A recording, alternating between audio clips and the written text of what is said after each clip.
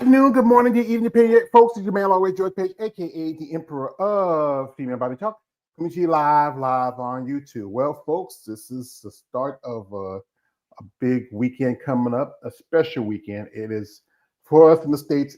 This weekend is Mother's Day. As you know, the person that really got me into this because I was taking care of her with my mother, Miss Alberta Page MacArthur. It's going to be 6 years since she passed. She was my woman. I took care of her. She took care of me. And I appreciate her. I love her, and I always remember her for what she has done for me and my family. And Mother's Day's not the same, but I always remember your mom. So, and folks, we have an upcoming show this weekend. It's the Pittsburgh Pro, so we're gonna check it out. I'm not gonna watch it, but let me know what y'all. Share me, give me some information. Share me what's going on. So, folks, we have here a lovely lady, and she just made her pro debut last month at the Emerald Cup. We have here IFBB Physique Pro from Singapore, Carol Ng. It's her name. Yeah, I want to, and we're going to talk to her and share her story of how she got into bodybuilding, her plans. As you know, I am an international player from the Himalaya. See, my man Jerome Rome. So welcome, Carol, and thank you for your time.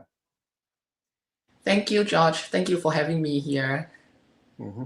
So, ma'am, can you share us what got you started into a sport like bodybuilding? Okay. It wasn't planned. Honestly, it wasn't a planning.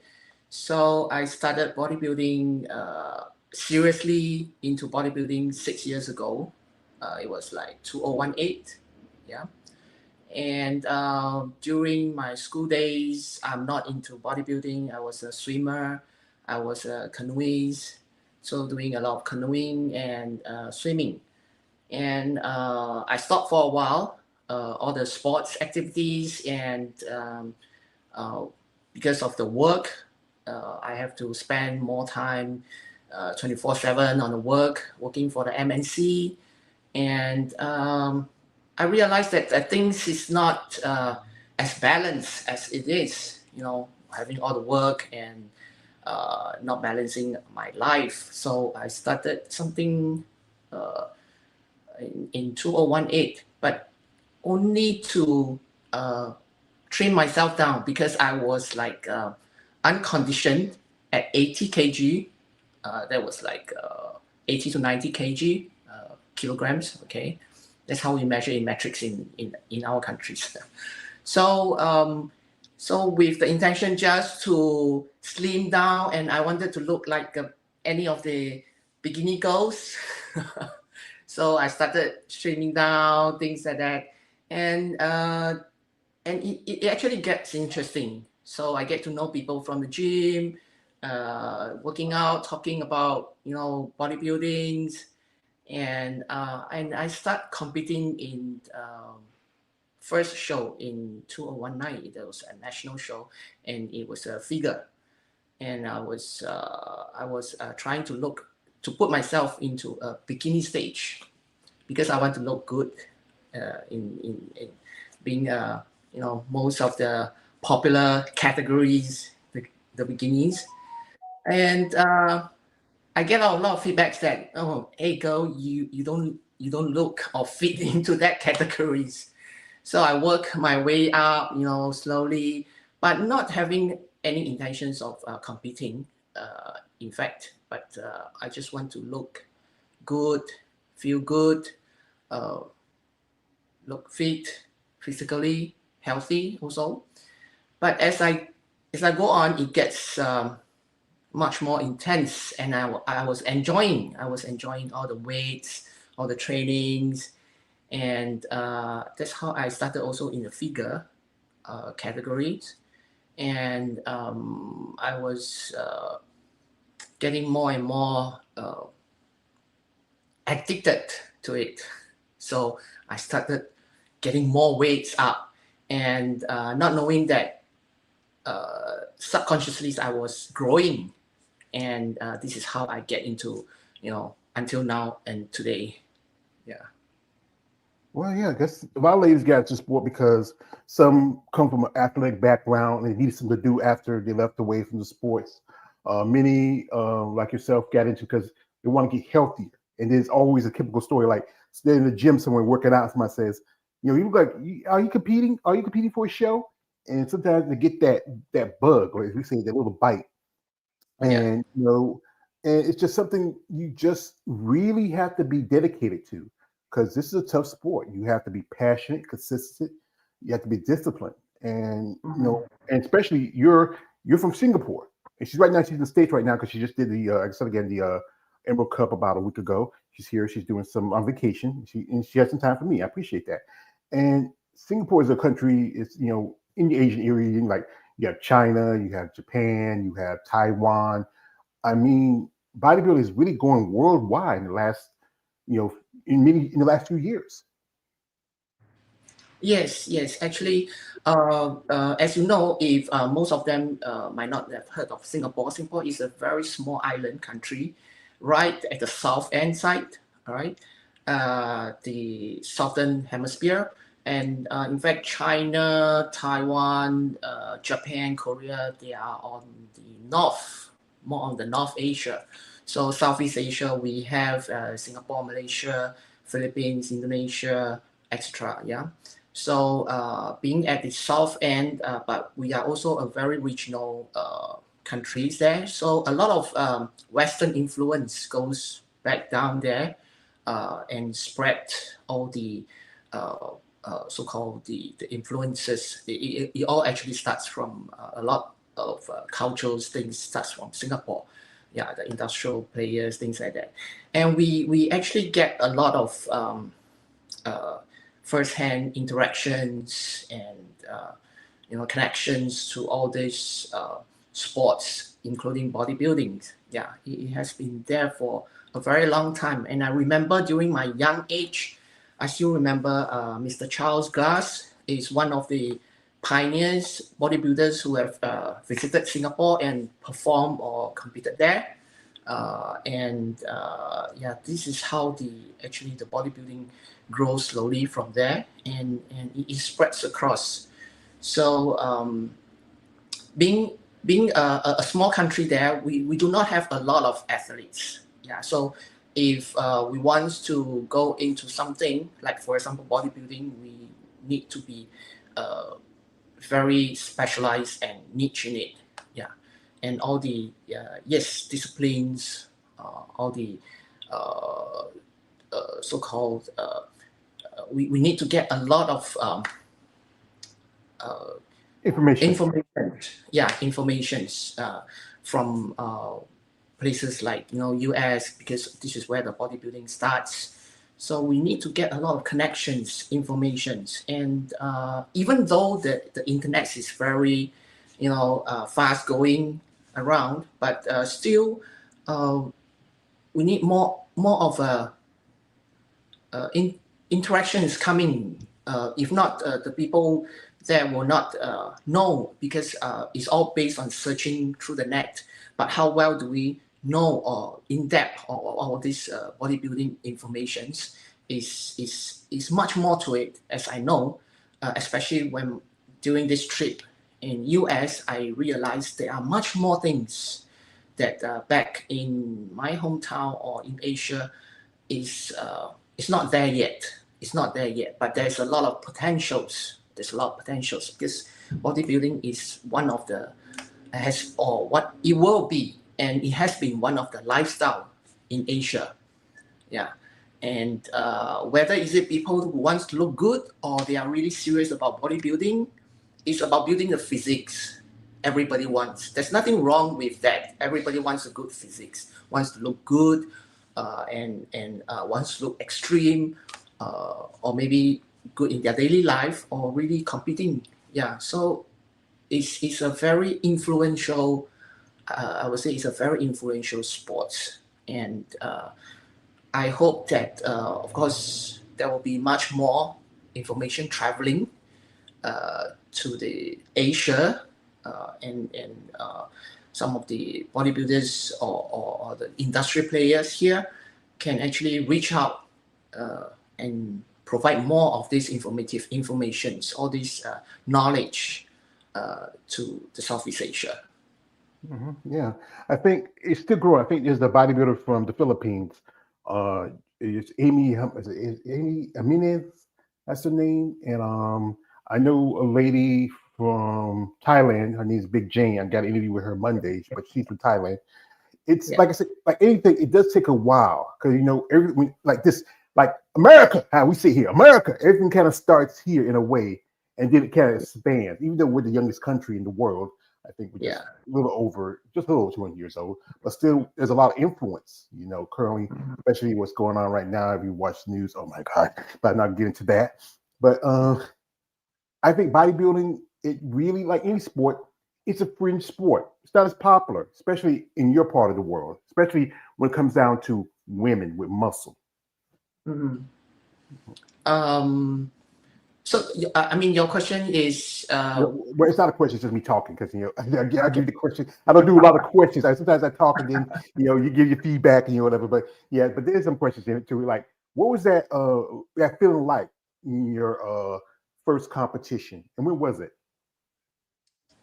When was it? It was Mm. in uh, end of 2018, beginning of 2019. That is the national. Yeah, that's the first time to step on stage, and I thought that it's a good experience and also a good teaching to me because for me to face the audience standing on the stage with two piece is something that is very daring. Yeah, even though I do wear two piece during running or swimming, but to stand in front of the audience and to perform and to showcase what you have built throughout the years is a different mentality, is a different emotions. Yeah, so it is also something that I am able to learn and conquer that kind of inner fear, I would say, or the inner, embarrassment. In most of the Chinese or Asia, they will feel that this is embarrassing to stand on the stage with two piece, showcasing. But this is something that is very common in the Western side. Yeah, it is still a bit of conservative in Asia. Yeah. Mhm, mhm. I know some countries, like just Asia, like some Middle Eastern countries, is very conservative. Here on this side of the world, you have countries down in south of the American border. Is very because I interview ladies also in that part of the world. I think because it's not typical you see a woman do like especially I know some ladies tell me that they're very shy, introverted. It's kind of it's a feeling when you're out there and you're Yeah. pretty much like you said again, part naked. You just got this piece of cloth clothing you, and you see people with you people looking at you, and it can be kind of nerve wracking. Yeah, I was actually doing a lot of research, looking at all the seniors, the pros, bodybuilders, the ladies, the men's. I actually look into more information about the men's bodybuilding because that's the kind of physique that I wanted to build. I mean the ladies, the women are just as great, but it's still a man's thing. So I look more. Towards the studies of the men, how the structure, how the frame, how the muscles are developed and grow, how they work out, things like that. So in my mind, if I compete against the men, I will be better in a way. I can be better or even better than the women's in a way. Even though I'm competing with the ladies, of course there are a lot of wonderful and fantastic good ladies who build very good muscles. So yeah, back to the staging thing. Um, so I was studying and I was wondering why and how they can actually step on stage and not care how the audience look at them and perform as if that the world is theirs. So it is a kind of learning to me, and this is something that I would want to learn because this is something that uh, in even in life you need to uh, perform in a way to someone that you would know or present to someone that you don't know, and conquer that kind of fear. And every time I step on stage, it's getting better and better. And of course, I have a lot of help from my coaches, from the States, from the Asia. They are some of the best, and they are also, besides teachings, they are also developing a strong mentality and emotions in me. Uh, yeah, this is how because I was a very shy person. In fact, even though I do hardcore sports, but I'm still a very shy person. So this is something that they can help to bring out in me. Yeah. Yeah, I think it's, yeah, you have to, as I said like this, you have to get out of your own way when you're doing this sport, even if you are shy and you feel like this is kind of embarrassing, this is kind of weird. But once you feel comfortable in it, it's just second nature, just to go out there and and you were in figure where you have to wear the high heels and you have to present yourself with both muscle and femininity. And then with the men, that's a different level. I don't do much about the guys because they're not my thing. I pay attention to them, but I like y'all ladies. Y'all just, something about women with muscle is just a beautiful look. Most people may not think it's beautiful because it's not the standard of beauty in their mindset. We see a woman, but I respect y'all ladies for what y'all do, the work you put in, the time you put in. So, now you earned your pro card in Japan, and that has become very popular for bodybuilding. I know one of the ladies who are a fan of is Iris Kyle. She's promoting the upcoming with her partner Hideki, the upcoming Masters Olympia. What was that feeling like when you turned pro? Yeah, that was a very good platform, I must say. Japan, they hold very good shows with Iris and Hideki Sang. Uh, they do very great jobs there, and I would love to go back there if they ever have women's physiques pro shows. And the shows there is wonderful, very well organized. And Japan is actually one of the leading countries in Asia, as most of them would know. So they are actually somehow also ahead of the Asia leading. So they are able to hold that kind of capacity and that kind of quality. And to have recognition in that show, in that country, is something that I did not expect it, because I would think that uh, Japan will have a lot of good athletes there, and to win in that show is something that I'm very honored, and something that is unforgettable, and especially for me who started late, and then for my age, so it's even much more encouraging, I would say. uh, and there are a lot of uh, pro athletes there. Um, Seen and met them. Iris is one of them. Yes. Uh, Talk to her, get her feedback, things like that. The judges, things, people, very nice. Yes, it's a very wonderful experience. Well, I'm glad you enjoyed yourself. I mean, like, it's like I said, it's a country that's really growing and getting popular for bodybuilding. Also, another one is South Korea. There's also quite a few bodybuilders coming from out of China.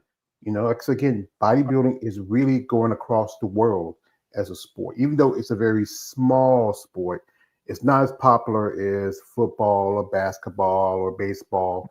But I think if the right people promoting it, it could probably grow. So, folks, while we got Carol here, what we're going to do is jump into her social media. I got her IG up, so we're going to check it out. If you want to follow her and support her, the link in the description of the live stream, you can check it out. You can follow her, guys. Be respectful, reach out with interest and support, because these ladies can use it. Because, like I said again, bodybuilding is a tough sport. Not everybody can do it. And, like Ryan Coleman says, everybody want to be a bodybuilder, but no one want to lift this heavy ass weight. So, here we go. We're going to jump into the right here into her social media right here. And here she is. And, as you know, she competed at the Emerald Cup show, and that was her first pro show. What made you want to compete? You say you were on vacation, you want to do the show. What was that feeling like competing at your first pro show? Um, the feeling is a very direct feeling. Is the first pro show is the same as the first competition when I'm doing my first competition, like first regional or first pro qualifier. The feeling is the same. It's just that um, I'm getting into another stage and I'm starting. I will treat every show as a new start. Whether is it a pro show, a regional, or pro qualifier, it doesn't matter. Every new show is a every new show that I compete is a new start.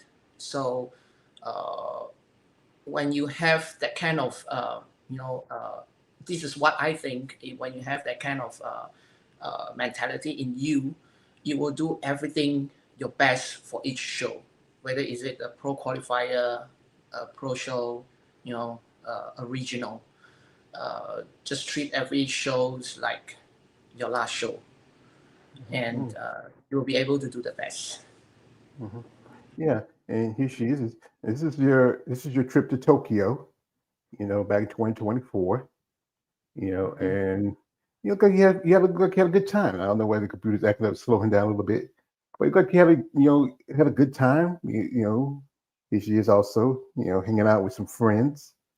Yeah, Drinking it yeah. up. One thing about bodybuilding is, I mean, throughout these 6 years, I'm not sure about before. Before it wasn't that international, but during these few years, it was getting more and more internationals, and athletes who are able to travel, they can compete and travel at the same time and look at the cultures. This is a win-win situation to me. I think it's a good thing, and we all get to see how the athletes perform in each country, how the culture is of that countries. It's just not competing. Of course, the main thing is to compete, but also to learn about the cultures, the cross exchange of bodybuilding, or whether other cultural information. So I think this is a very good a good change or a good turn for bodybuilding. And unfortunately, this time round, I see there's a few different athletes from different countries like China, things like that, in Emerald Cups. But the feeling that it gives me that most of the shows in America is still very America. Yeah. So of course, hopefully, this can be opened up to more players coming in uh, to compete and to exchange. Yeah, I think this is a good idea because bodybuilding is a big community, right? Hmm. Yeah, it's a growing community. And who's this cute little thing right here? Who's this little baby? Ah, that's my favorite niece. She would love to go, online. She loves to go on camera. This is my favorite niece. She's our firstborn in the family, and Oh, yeah, we have. This is the second one. So you can see we have all the strong ladies in our family. Most of our members in the family are ladies, women. yeah. Question: What does your family think about you as a bodybuilder? Especially it's not very traditional. You would think. Yeah, my mom is very open minded. Yeah, even though she's very traditional woman lady, but she's very open minded. She never asks why would I want to do this. Uh, each time I step on stage, she will give me a call and say, "Do your best, all the best," and that's what she do. And I get a lot of life motivation from her because she's the one who will get up early in the morning, 5 o'clock, to do her walkings, to get her steps in, to do her cardios every morning. Even though she have bad knees, she will still do the stairs climbing, things like that. So I do learn a lot from her, and of course my families, my brothers, sisters-in-law, they are very supportive. Yeah. Mhm. Well, I got a lot of respect for your mother because I got two bad knees myself, and I don't know if I can. There's days where I can barely walk sometimes. Well, let's try to climb the stairs, but for her age to do what she's doing, I got a respect for her. I mean, a lot of respect for her. So now, you did your first pro show. What was the feedback or critique from the judges? What did they tell you that you need to work on, in the future? Ah, unfortunately, I've not got my feedback yet. I'm still waiting. So hopefully he can see this and give me my feedback. But besides what I'm going to receive from the judge, I think most importantly, uh, I myself or the team, my coaches will know where is my weaknesses, and definitely we are working on that. And uh, and for sure, I mean, from the past experience, uh, we improve, we grow. Yeah, so that is the most important thing. You know, Hmm. improve. Yeah. So no matter how good you are or at what kind of level, even though you are there, there's still rooms for improvement somewhere, one way or the other. Mhm. Yeah, bodybuilding is like a process. And once you understand the process, then you trust it. And then it takes time. Like, you have to hit that muscle maturity. Sometimes growth and size is very important. And you were doing figure with physique. And you mentioned about your team. Who's your coach and how long y'all been together? Okay, I have three coaches, and they specialize in each thing. Uh, uh, my prep coach is Terence Teo. He's from Malaysia, the first Olympian Malaysia and IFBB Pro, and he is my prep coach, and I have a posing coach, which I also look up to her, Christina Mandazzo. Yeah, she's in the bodybuilding. Ooh. Yes. And then I have my yoga coach uh, from Brazil. Yeah, and that keeps my daily well-being. Yeah, that is very important. So I think in any kind of sports, not just bodybuilding, you have to keep uh, health in all aspects, from diets to mental to physically, yeah, everything. So it's not just bodybuilding itself. Yeah. Wow. Well, shout out to your coach, Terrence. Also, Christina Mendoza. I mean, she is a top. She's an Olympian, two-time Olympian. She only did one because she dropped out of one because of kind of medical issues or something like that. Great poser because I know she's working with Chelsea Dion, a couple other competitors. I interviewed also a few. I interviewed quite a few ladies to work with her because she's a good posing coach, and that's good to have that relationship with a coach, and they understand the aspects of how your body grows and develops, and to find the things that help you in your process as a bodybuilder. Now, you know, as a bodybuilder, especially as a woman, do you often have to deal with people's attitudes about you, especially you being from Singapore, you being a woman with muscles? How do you handle like people making comments like, "Oh, she's Uh, trying to be manly," or "Yeah, yeah, yeah." As I call them, the haters. yeah. Yeah. I get that quite a lot.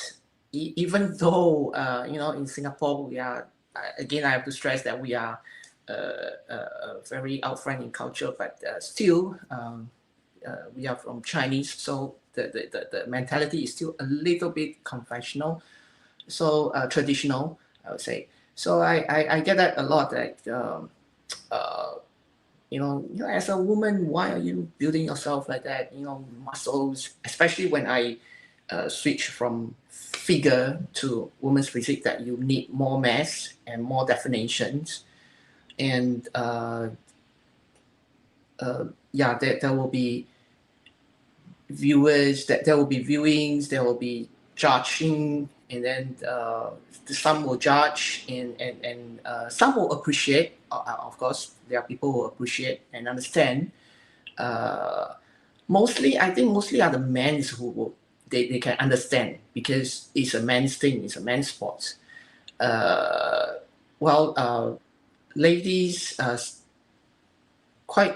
I mean, if they are in the sports industry, they will know. Some they will think that why do you want to build this kind of muscle? So what are you going to do next? In future, if you're not doing bodybuilding, what will happen to you? That kind of questions popping out, and well, I think these are just I wouldn't say they are naysayers, but these are just their point of views. So if I have decided to go into bodybuilding, it's just like if you decided to swim, you swim all your life. That's it. If you decided to do something, you do it all the way to your life. I mean, even if I do not compete, I still have to work out, right?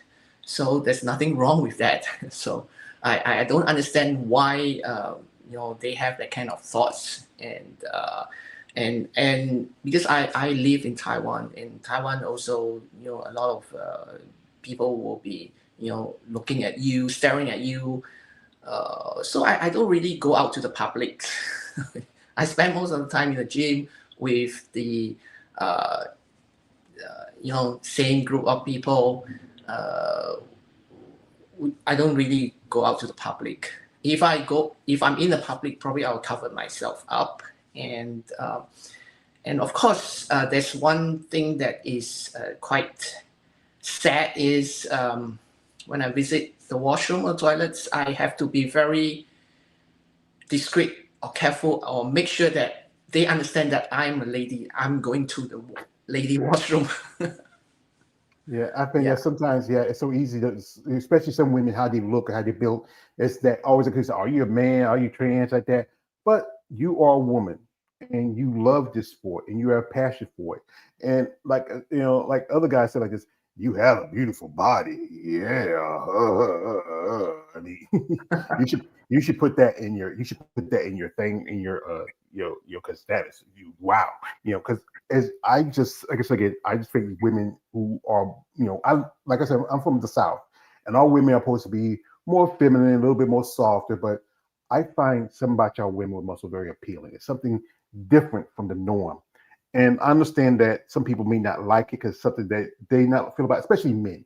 I think it makes men uncomfortable.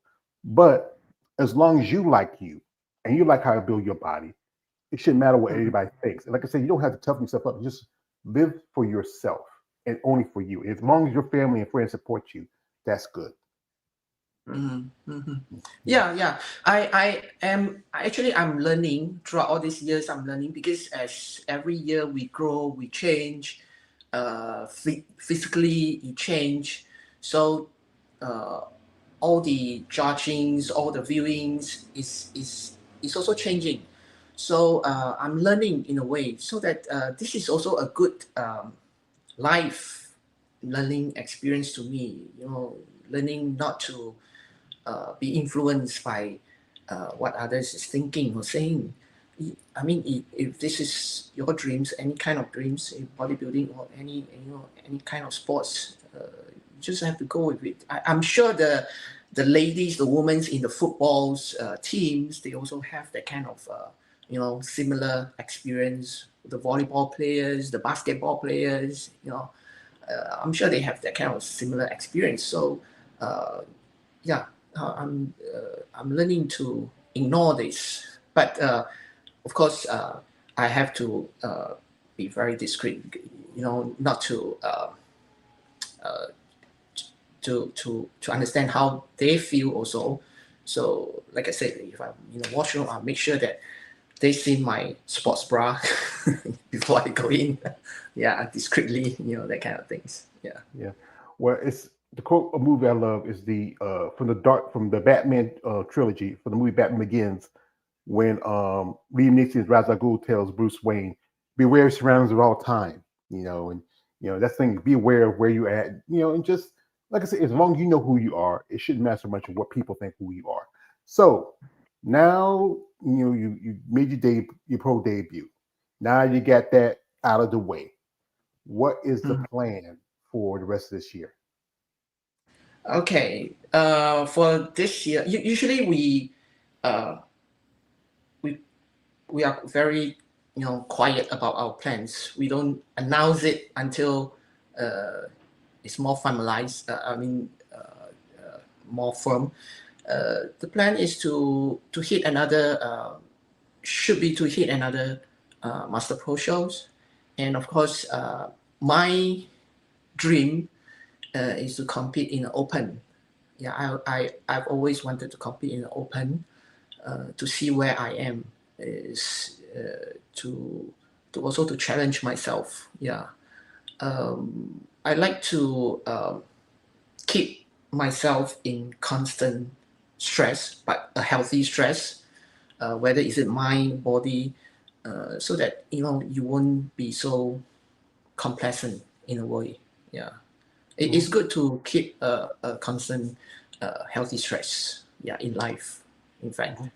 Yeah. Well, I expect you to keep your plans close to your chest, as we say in America. Keep it, under cover, just so when you're ready, that's good. And yeah, it's everybody has their process that helps them in the sport of bodybuilding. There's your training regimen, the diet, what's involved in it, and most people who don't know about bodybuilder, all they know about is that you get these big muscles and you're taking drugs and steroids and like that. But there's more to it. You have to be consistent, follow a diet, have a plan, work out and Mhm. training. It's like what's when you're training, what are your favorite workouts and what's those workouts says, I don't want to do it, it hurts. Okay, I'm human after all, so there are parts that I don't like to train, but it's a good thing because you're forced to do it. I wouldn't say forced. You would say you're forced to learn to accept it, and when you accept it, you are able to do it with pleasure, with interest. That is a good thing about bodybuilding because if you do not do it, you will know and you will be able to see your lacking parts, and you have no choice but to love it and to do it. So I don't have for now. I do not have parts that do I do not like to train. In fact, there's only one part that I don't really like to train is my biceps. But other than that, I am enjoying. I'm trying to. In fact, last time when I was in the figure, I do not train much of a leg, you know. But as I grow, I learn to appreciate and learn to like it, and this is how bodybuilding is you have to look at the physique at all parts, up to your forearms, your grips, everything. How strong is your grips? It will affect how you are going to grow in your strength and your muscles. So all these are the little things that helps me to grow, and I learn to accept. And it is also from here that I learn about my body. I learn every single parts of my body, from the fingers to the toes. Yeah, Yeah. and if you ask me, I do not have favorite or non-favorite parts because every parts of me is important. Well, most people have their favorites. Some people might not. It's just, especially when you're growing your body. You don't like biceps, but that's important. You need that biceps because you need that nice full. Especially you do a front double. You want that nice peak. You want that good size. It takes time, and you know what? It's good to work on your strength as much as you work on your weaknesses. I Yeah. mean, just to be the overall athlete, and like with your life and career, especially your English is pretty good. When did you learn English? Ah, since young, because in Singapore, English is our national language, so it's something that we have to learn. Yeah, and Mandarin is as a second language during my generation. So, but right now, English and Mandarin are on par. We have to be bilingual in that sense. Yeah. Just like it's, what is the difference between Mandarin and Cantonese? Because that's like two different languages in China. Yeah, Cantonese is one of the language in Chinese. Because Chinese there is a lot of dialects, meaning you have Cantonese, you have Hokkiens, you have Teochews, different kind of languages. But those languages are not national language. So they are different ethnic groups, language of different ethnic groups. So the overall is still Mandarin Chinese for China side. Yeah. All right, thank you. Just so I just got a little education, folks. It's good. That's why I love these international interviews. I get to learn something. So yeah, yeah. But yeah, bodybuilding's a lot, and being a fan of it, I really respect the ladies who have come in the sport, like people we mentioned earlier, Iris, who's a top competitor. Right now this weekend, I think we have some Olympic competitors competing. A couple of ladies I interviewed who are competing in Pittsburgh Pro. That's Barbara Majan and Natalie Warrior Wolf. One lady who I'm a fan of, and I think she really came along and she changed the sport of bodybuilding, and that is Andrea Shaw. Oh my God. I think she's so amazing. I'm a fan of hers. I love her. She Mhm. just really changed women's bodybuilding. Is there somebody that you respect as a competitor in this sport? Yes, I respect all athletes. Whether regardless of their background, regardless of what they do, because when you are in the sports or in this ring, we only speak one language. Yeah, we only know a few of the terms, and this is all mind-like people around. So yeah, I don't have any issues with that. Of their races, things like that. It's it's not something that is easy because everybody's ability is different. Hmm. Yeah, I know everybody's different. You have, like I said, we have a lot growing number of Asian competitors, another growing number of women from the Middle East, even. My people, my people, we are in bodybuilding. Like there's a lot of us. I think it cross cultures. I would say race because we're all humans. We're humans. We're the same race. We're human beings. It calls ethnic backgrounds and lifestyles. I mean, bodybuilding instead again is a worldwide sport. You know, uh, just amazing people who have been in sport. Like when you think about bodybuilding, especially for those people outside the sport don't really follow it well. You think about two people: Arnold Schwarzenegger, Lou Ferrigno, the Incredible Hulk, and the Terminator. But there are so many more. I wish most people don't know these people, but that's why I do these interviews and reach out to people because I want people to learn. Because it's just not just about lifting weights and dieting and eating and this and that. It's so much Yeah, more to the sport. Like yeah. like what like especially this is some question I ask you ladies. It's because I'm a fat dude and I like food. Tell me, tell me, Carol, what was that thing, especially after the show? You've been on prep, you've been tired, you've been hungry. What was that thing you got the chance to eat that you wanted to eat, especially been on, prep for so long? Um, Honestly, these few years I wasn't that craving. Yeah, maybe because I'm able to learn to subside or control. But before that, especially during the prep period, I would, steal a piece of chocolate. Okay, if my coach hear this, he's going to kill me.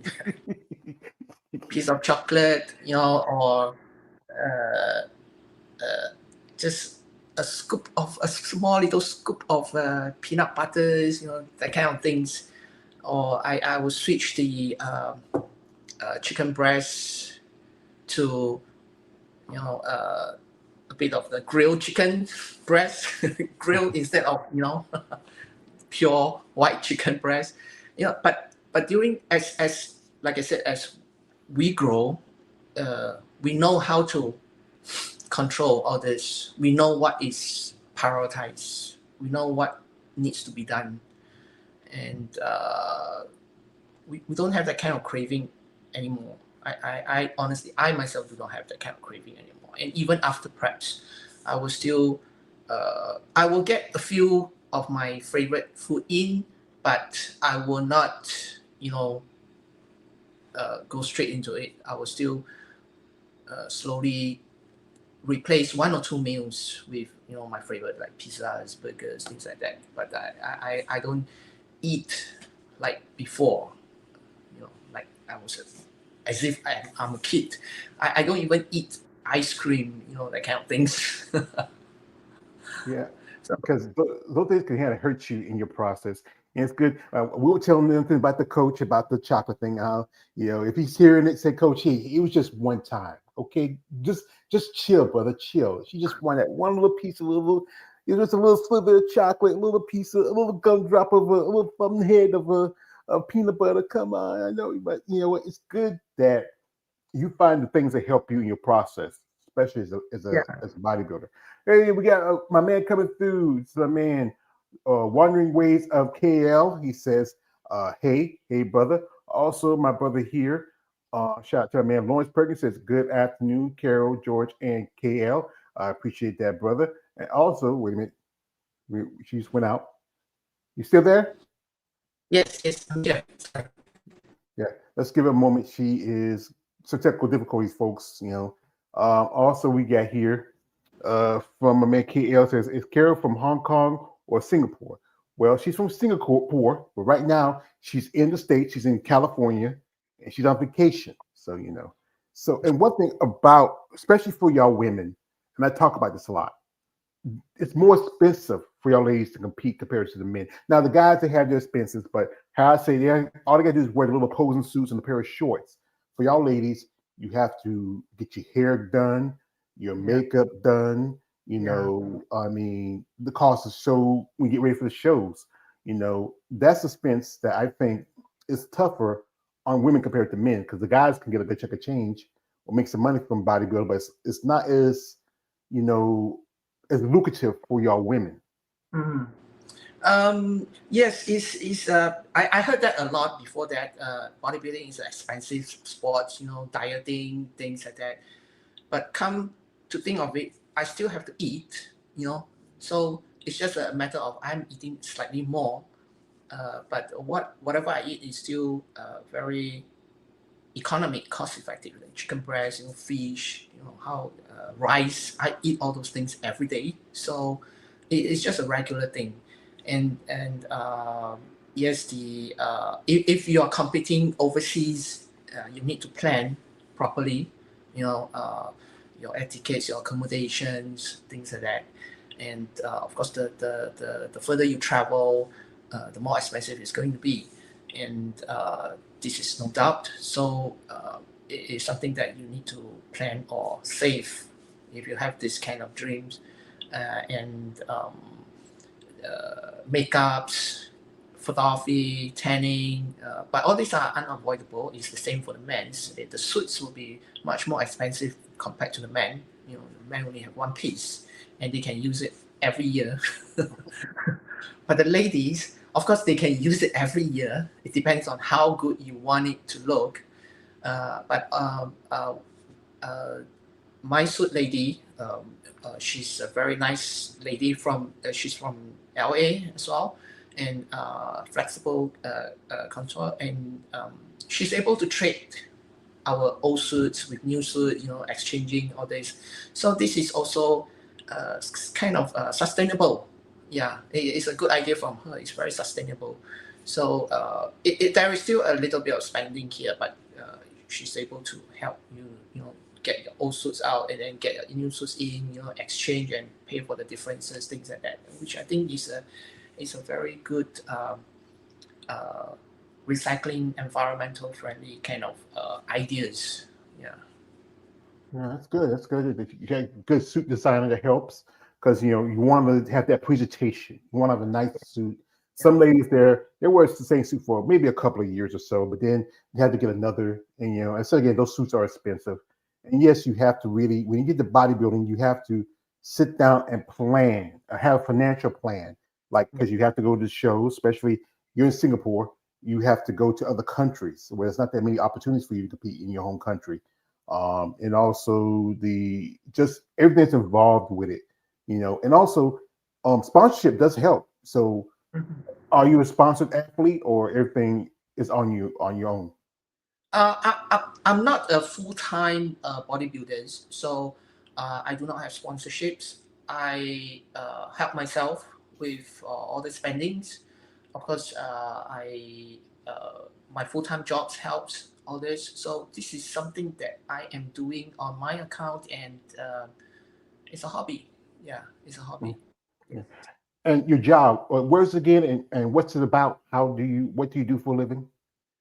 Okay, it's not related to bodybuilding. Nothing related. Uh, uh, I'm a retail consultant, a private retail consultant, private consultant for retail brands. So I do a lot of project management. Yeah, Yeah, and yeah, all this traveling allows me to be able to work online. I'm very blessed and fortunate on that. So I have nothing to complain, and it also helps me with ongoing with my hobby on this bodybuilding hobbies. Yeah. yeah. Bodybuilding is a hobby. It's not a sport we can make a living unless you're the lucky few, like you're Samson Dua or you're Derek Lungford or you're some of the top Olympians. You can make a living from it. But generally, the most everyday competitor, it's not a lot of money in it. And if you got a good job that helps you pay for that, that's great.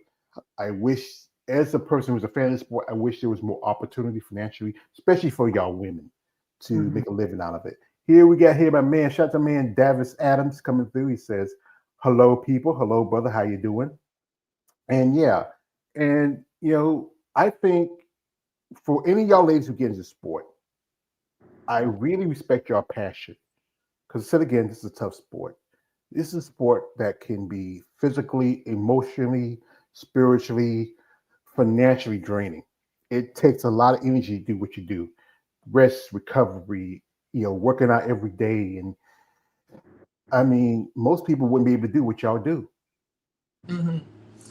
Um, I, I, I, I have a slightly different, I would say, look on this. If I once heard a old time bodybuilder, Lee Priest, yeah, uh, he said something like, if you're doing this every day, you know, even during your off season, during the prep, it shouldn't be a problem.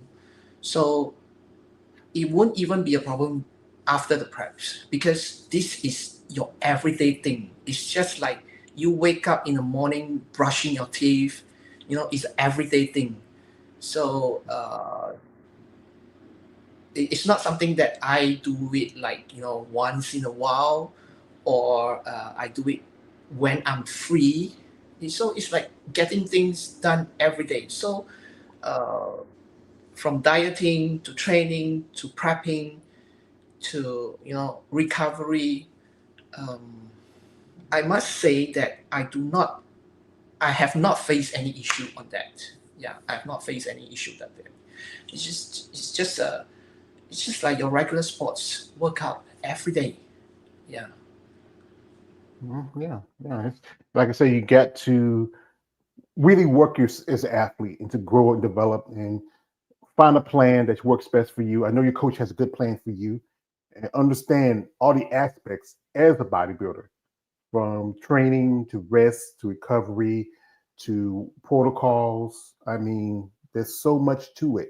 But like I said again, most people wouldn't have the attitude or the understanding to do what y'all do. And that's why I have a lot, like I said again, I have a lot of respect for ladies like yourself, especially coming from another part of the world where bodybuilding is still seen as, I remember I interviewed some ladies um, from Eastern Europe saying it's very subversive.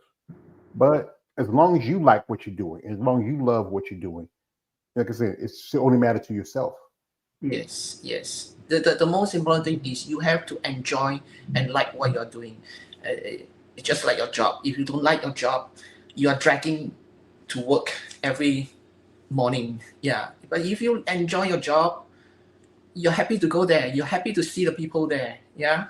So it's the same for training. If you're dragging yourself to train, that means you do not like it. But if you know that you have to train, you enjoy training, and you talk to the machines, that means you are into it. Well, do the machines talk back? Well, that's a good thing. They don't talk back. Yeah, so like make you think of a Bruce Lee movie says, "Board does not hit back." So it's not, I know people like they ain't not, it's just Bruce Lee. Come on, folks, don't get it. So, like I said, we're not gonna hold her much too longer because she's on a vacation. She's enjoying this time. I hope she's making a great vacation. Also getting some information because, like I said, bodybuilding, there's a lot to learn. And even for somebody like myself, who's an outsider, I'm still learning the process and the how this thing work, and there's so much to learn. And it takes some time to understand it. Here we get here from my man Davis, since my man KO says, how far do you see yourself competing, or it doesn't matter at this time? um, I'm not saying that there is a stop. Um, as long as my four limbs are still attached and my heart is still pumping, I will still be doing this. Yeah, I was I some times ago I was looking through some of the IGs and I see ladies from somewhere in the States. She's 70, she's 80s, and she's doing powerlifting. So what I mean, who am I compared to her? So I have no issues with that. As long as I'm healthy, I can walk, I can run, I can eat. Yeah, I can still do this. Yeah. As long as you are, as I would say, if you're on the 6 feet above the grave, as long as your heart is pumping, as long as you have your arms and your legs, as long as you can keep, as the quote, a great boxer, the great Rocky Balboa, as long as you can keep moving forward, that's Yeah. all that matters. Yeah. I mean, yeah, Sorry, I have to correct my words. I shouldn't say that as long as I have my four limbs attached, because there are bodybuilders who are, on wheelchair. I apologize for that. I that's would all say right. that as long as my heart is still pumping, yeah, I can still do this. Yeah. That's all right. I mean, they know that, but it's good that you recognize that. Some people don't think about it, but like I said again, it's an experience as a bodybuilder, and it's a process, and it's developing and growing and understanding the factors that's involved in it, and just so much more to it. Here's one more from my man. KL says there are a lot of women that do get bigger, but you can do masters, I guess. Well, she did the Emerald Cup, which was a masters show, and three ladies who won that show. I interviewed. That's Robin Mays, Oksana Piari, and Donna Jones. Impressive lineup. And she's right now. She's not gonna say yet what show she's gonna do right now. She's keeping that close. But as you know, if you do 40 plus in masters, it gets you qualification for this year's Masters Olympia. Also, if you do it maybe post after that show, because I think the show's coming in August, it gets you qualification for I think 2027. But like I said again, whatever she's working on, what plan she is, going to Olympia, I think for any competitor is one of the biggest opportunities. Mhm. Yes, yes. I think it's everybody's bodybuilder's dream. Of course, my dream will be the Masters Olympia because of the age thing. But somewhere inside me, I'm still, very ambitious that I want to be in the open as well. Yeah, so I'm trying my best to. Yeah, I mean, I have advice from my coaches that do not have to worry. There are shows everywhere, every time, every month. You just need to get it right, and you'll be there. So it's very encouraging because yeah, they are right. The stage is there. It's how you are going to dominate it. Yeah. So um, I'm not so worried about stepping on stage. I'm more worried about how good I can be or I will be to step on the stage. Yeah, that's the thing is just keep being the best you can be and working on that and developing and growing. And then if it does happen, because Masters Olympia do get your Olympic qualification if you win Yeah, in yeah, your in your division, it's still an opportunity. You do Masters and you still go to Olympia. I know this sport, like I said again, there's a lot to learn and mm, understand. And also, has it changed over the years, like how the women have developed and got bigger and whatever. But if you can find the right spot and the right time, sometimes, even a small man has beaten a giant. That's in the Bible. That's when David beat Goliath. So, yeah. folks, we won't hold it too longer. And except again, if you're someone interested in maybe, like I said again, these ladies can use support. If it's just maybe sponsorship, you know, little things, just let her know that she's, recognizing her passion for bodybuilding, show respect. But guys, and this is the thing I care. There's some guys out there.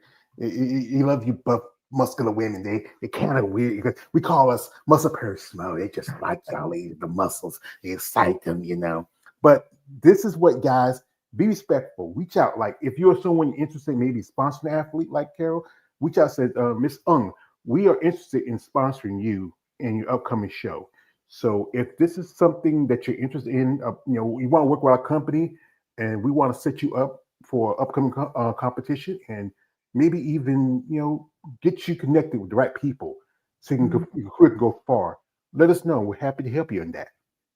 Sure, sure. Because my objective is actually to able to join the community or to work with any sponsors, but not to for myself, but I want to go further and help other women, especially other women who are older, and because this is our humanity is actually growing uh, older in a way, so there are a lot of things to learn from there. Uh, and I want to be able to contribute to um, helping women, whether they are uh, uh, in their abilities or in any way, yeah, in any sort of way that these ladies need help. Yeah, and of course I am open on my IG to any ladies or anyone who needs my help or any advice. I am feel free to talk to me. I'm not charging on all this. Don't worry about that. I have helped some of my uh, I would say country fellows, uh, people, or even in Malaysia. I would say I'm a big influencer, but I more or less influence some of the ladies or some of the housewives to step out and do their workout and compete. I'm happy to see that. I'm happy to see that. Yeah. Well, I think it's good that you want to do that for not just for the world, but also for your own country. We need women like yourself who wants to influence people, especially women who want to get something like bodybuilder, especially when it's a sport that seems is a fringe sport. It's weird, people not understand it. But if there's someone out there, maybe a young girl or a woman who likes to work out and train and they love to see how their body's developing and they want the opportunity to do something like this, someone like you, I think you'd be a great ambassador. You especially from a country where it's not as well known. I will say like this. This is why I do stuff like this because you never know. You might have maybe inspired somebody. Maybe not in Singapore, maybe in Malaysia, maybe in Vietnam or someplace else, Yeah. other countries where it's not very womanly to have muscle, but they probably always want to do it, and they see someone like you and say like that. This is someone who's like me. I can do it. She can do it. Yeah, because I was inspired by others, so I want to, pass on all these things to others, to someone whoever who needs it. Yeah, there's no any sort of obligations or yeah. Yeah. This is a question to ask you. What would you want for yourself out of bodybuilding? What would I want for myself out of bodybuilding? Well, that's simple. Uh, make more money so that I can sustain. No, I mean, I want the best for my families as well. Yeah, the best for my families and healthy things like that. And I think health is more important. If I'm healthy, I will be able to do anything. Yes. Yeah. Well, ma'am, I'd like to thank you for this time. I'm not gonna hold you up because I want you to enjoy your vacation here in the States. Get the opportunity, maybe like I say, you get to LA or Hollywood, get to go to Disney World. Disneyland. We have Disney World down here in my area. You have Disneyland in California. That's different. But But you you got know what? anybody? You know what? I land myself in the gyms as well. different different gyms, but it's a nice thing. It's a good thing. I get to see how the people work out in every cities, in every gym. Yeah, it's interesting. It's very interesting. Yeah. Well, like I said, it's good to go gym, but also good to smell out and just go out in the world, see how it's like a little bit. You're a stranger in a strange land. You take advantage when you get out. See, the gym's always gonna be there. I know y'all bodybuilders gotta love the gym. It's always gonna be there. But when you get this opportunity, take it, just breathe America, and just Yeah. feel the sensation of it. So we'll let you go in a bit. And you have anybody you want to say thank you or give a shout out to while you have you here? Yes, I like to thank my coaches, the team, Terence Teo, TNT Fitness. Uh, Whenever I started bodybuilding, we started together. Yeah, second show till now, and he has been very supportive. And Christina Mendoza, and she has been also very patient. Yeah, and another lady from Brazil, Karina. Yeah, and she is the one who helps me with all the wellness and parts, and of course all my gym buddies in Taiwan and in Singapore. You guys know who you are. Mhm. Well, that's great. I mean, they support you, they love you, they want to wish the best for you. And that's good. And also your family want the same for you too. Like I said, ma'am, this is a sport where I think if anybody's willing to put the work in, the time in as much as you have, you deserve a lot more. And I hope you get that opportunity, be it Master Olympia, be it Olympia, or just maybe placing in one of the shows. But I do wish you all the best in your future. Yeah.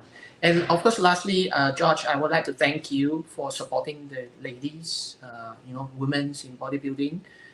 It's very heartwarming and appreciative to see this. And I hope that in Asia, your influence can spread to Asia and let the Asians know that, uh, women's need people around, or people like you to support and give a word. So that is very encouraging. That is more than sufficient, actually.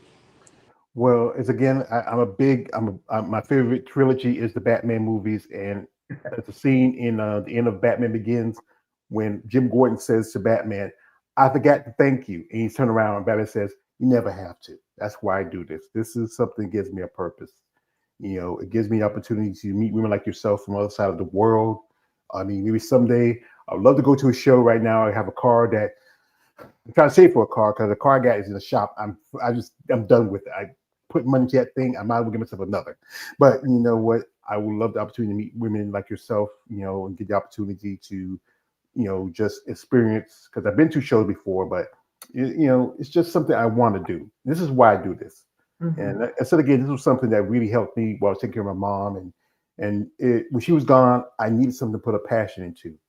And now this is my passion to give y'all ladies a voice, people like yourself who are, in this bodybuilding sport just for the love of it.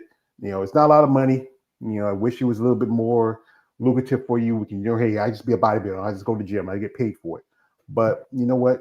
As long as you enjoy what you're doing, that's thanks enough for me. Mm-hmm. All right.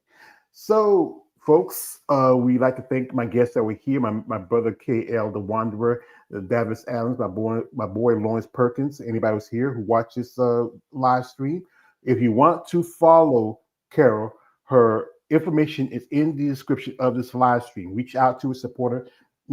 These ladies can use that. She is an amazing lady. I think she has a great opportunity in her future. And like I said again, just show respect because, like I said, this is a tough sport. Not everybody can do what these men and women do. I mean, it's just I couldn't do it. I couldn't do it. I couldn't be on a diet like y'all do. I'm a fat guy. I like food. I couldn't starve myself. But I do respect y'all passion, y'all commitment for the sport. Thank you, George. All right, thank you. So, folks, I hope y'all enjoy this upcoming weekend. Mother's Day is coming up around the corner. Shout out, say hello to our moms. We love y'all moms. We appreciate. I miss mine. She was my woman. I miss my woman. But to you all out there, I appreciate for your time coming here. We'd like to thank Kara Ung for coming through and wish you best of luck. And this man always yours page, aka the Emperor of Female Body Talk. Like, don't like, subscribe. I'm out. Good afternoon, good night, good luck, and God bless. All right.